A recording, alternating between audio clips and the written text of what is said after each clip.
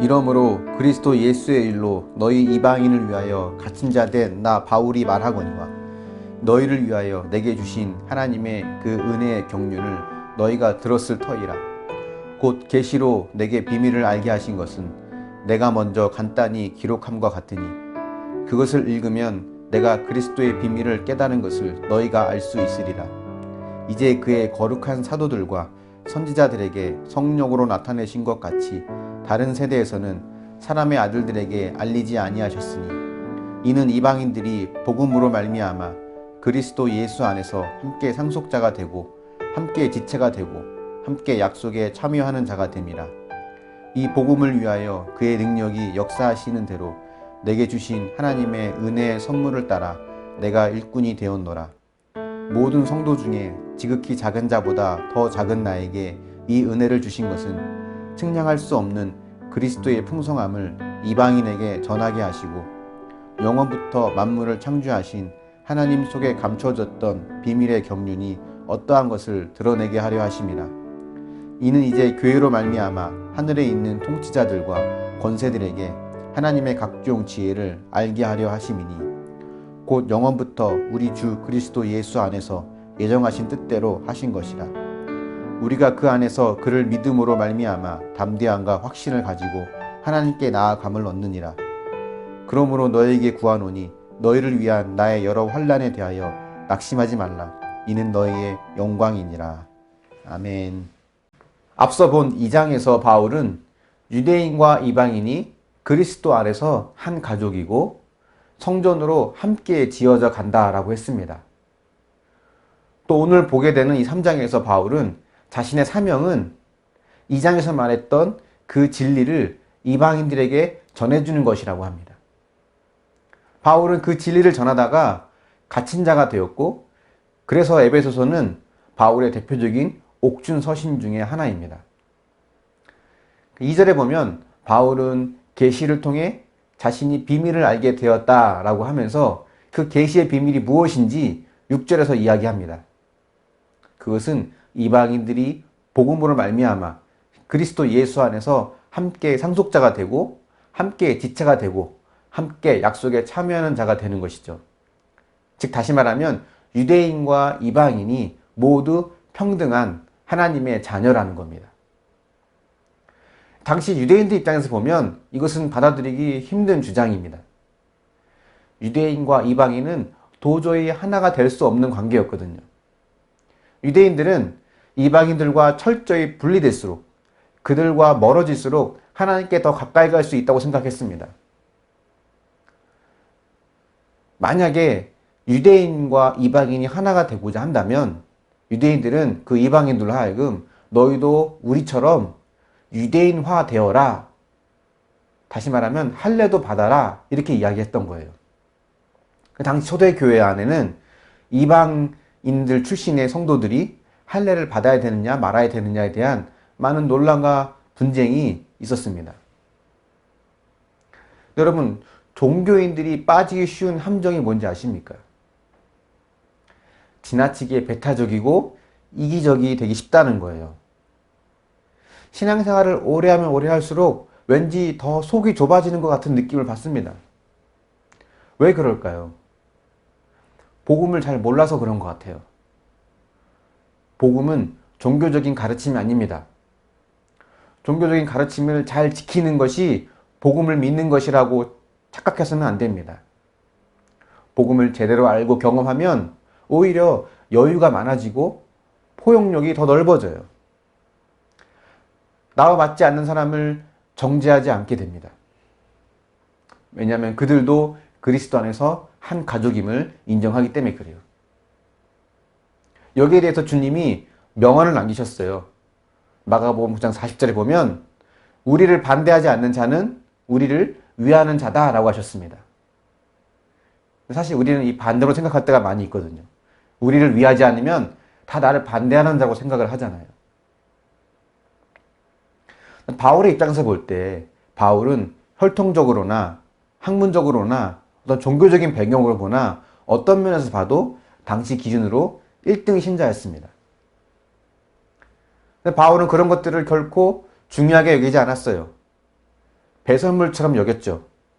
왜냐하면 그런 것이 하나님 앞에 기준이 될 수 없거든요. 바울이 그런 마음을 가질 수 있었던 것은 8절에 나온 고백이 있기 때문입니다. 모든 성도 중에 지극히 작은 자보다 더 작은 자다라는 마음이 늘 있었어요. 바울은 늘 자신의 사도성을 주장했거든요. 나는 사도라고 이야기했는데 그가 왜 여기서는 성도 중에 지극히 작은 자보다 더 작은 자라고 했을까요? 바울은 그가 사도임을 주장했던 것은 그가 전하는 복음의 권위를 부여하기 위해서, 또 그로 인해서 듣는 자로 하여금 더 구원에 가까워지게 하기 위해서, 구원을 위해서 그가 사도라고 주장한 것이고요. 또 성도라고 주장한 것도 마찬가지입니다. 자기를 낮추며 사람들에게 복음을 전하기 위해서 자신을 성도보다 지극히 작은 자라고 소개한 거죠. 그러니까 바울의 관심은 오직 구원이었어요. 이런 겸손한 마음이 이방인들을 구원으로 초대하는 그런 사역의 큰 밑거름이 될 수 있었던 겁니다.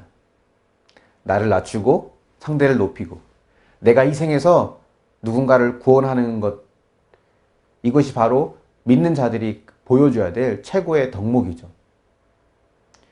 주님이 우리를 위해서 하신 것처럼 우리도 주님과 같은 길을 걷는 자가 되는 것은 영광스러운 길입니다. 바울은 자신이 주님의 뒤를 따라서 이 길을 가면서 희생당하고 또 어려움을 겪는 이 모든 일들을 억울해하거나 부끄러워하지 않았습니다. 도리어 그것은 영광스러운 일이라고 생각했어요. 내 동료와 이웃, 가족의 구원을 위해서 희생을 감수하고 어려움을 감내하고 있습니까? 만약 그렇다면 지금 여러분은 가장 귀하고 복된 삶을 살고 있는 겁니다. 누군가의 구원을 위해서 어떤 희생을 감수하는 것, 주님이 우리에게 보여주신 길이고 우리가 마땅히 가야 할 길이죠. 여러분의 그 희생의 삶이 혹 끝이 보이지 않는 것처럼 보인다 할지라도, 혹 아무 열매가 없어 보인다 할지라도 그 속에, 그 안에 주님이 함께 하심을 믿으시길 바랍니다. 근데 이런 사명은요, 혼자 감당하기는 어렵습니다. 교회가 함께 감당해야 돼요. 그래서 10절에 보면 바울은 이제 교회로 말미암아 하늘에 있는 통치자들과 권세들에게 하나님의 각종 지혜를 알게 하려 하심이라고 합니다. 교회는 이런 공동체가 될 수 있어야 돼요. 구원을 위해서, 복음을 위해서 세상과 다른 방식의 삶을 살아가는 그런 이들을 지지하고 응원하고 돕는 공동체가 되어야 됩니다. 그런 모습을 통해서 세상이 하나님을 알고 구원을 경험하게 됩니다.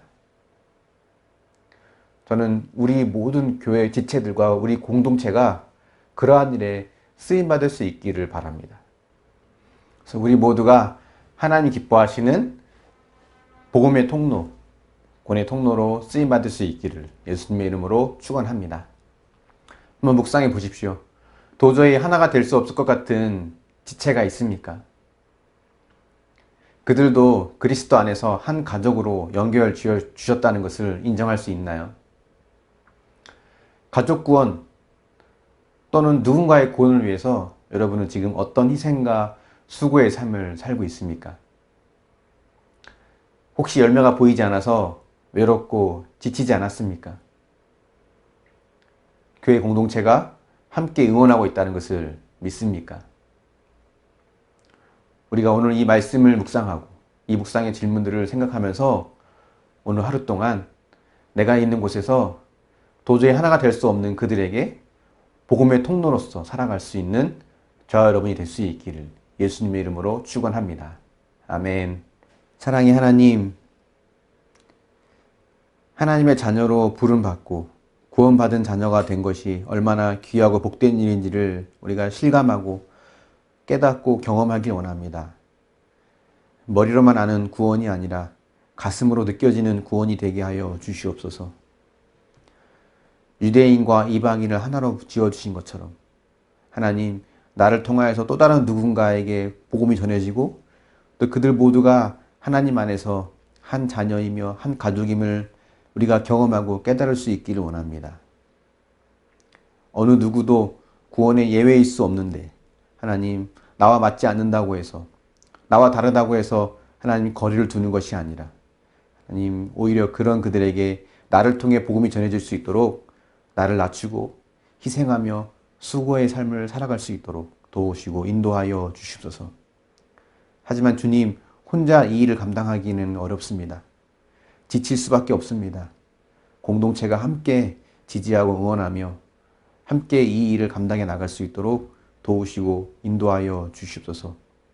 오늘 하루도 내가 속한 곳에서 누군가의 구원을 위해서 기꺼이 수고의 삶을 살아내는 모든 이 공동체 식구들이 되게 하여 주시고, 우리가 그 일을 통하여서 하나님께 기쁨이 되고 또 많은 구원의 열매도 하나님께 올려드릴 수 있는 그런 믿음의 자녀들이 될 수 있도록 인도하여 주시옵소서. 감사드리며 예수님의 이름으로 기도합니다. 아멘.